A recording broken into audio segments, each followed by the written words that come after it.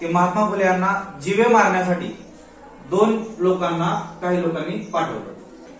ते दोन लोक ज्यावेळेस महात्मा फुले यांच्या घरामध्ये आले तर त्यांनी बघितलं की महात्मा फुले शांतपणे झोपलेले आहेत. समयीच्या उजाडामध्ये महात्मा फुले यांना दोन अशा आकृत्या दिसल्या. त्यांनी विचारलं की तिकडे कोण आहे म्हणून, जसं आपण झोपेत म्हणतो का नाही कोण आलंय तिकडं. तर त्यांनी सांगितलं की आम्ही तुम्हाला यमसदनी धरण्यासाठी आलो.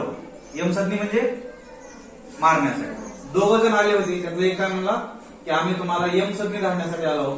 दुसरा काय म्हणला की आम्ही तुम्हाला जीवे मारण्यासाठी आलो. मग महात्मा फुलेंनी त्यांना विचारलं की तुम्हाला मला जीवे का मारायचं आहे.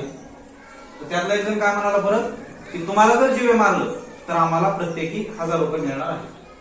त्यावेळेसचे 1000 रुपये ही खूप मोठी किंमत आहे.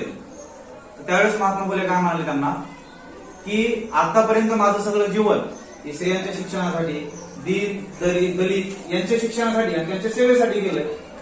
आणि आता शेवटचा क्षण माझा जर मृत्यू झाला तर तुम्हाला प्रत्येकी 1000 रुपये जर मिळत असतील तर आनंदाने तुम्ही माझा मृत्यू करा, माझं शिर कापून टाका. आणि या 2 शब्दानं त्यांचं हृदय परिवर्तन झालं. त्या 2 माणसांचं हृदय परिवर्तन झालं. आणि नंतर महात्मा फुले यांचे सहकारी म्हणून त्यांनी काम केलं.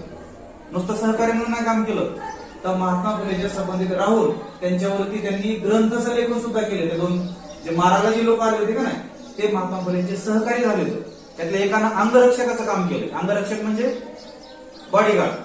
महात्मा फुलेंचं म्हणजे जे लोक मारायला आले होते महात्मा फुलेंना त्यांनी काय केलं, त्यांचं रक्षण करण्याचं काम केलं.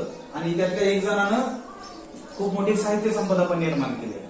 म्हणजे महापुरुष किती मोठे असतात, किती त्यांचं हृदय मोठं असतं की आपल्याला मारा आलेल्या लोकांना सुद्धा त्यांचं हृदय परिवर्तन करू शकतात.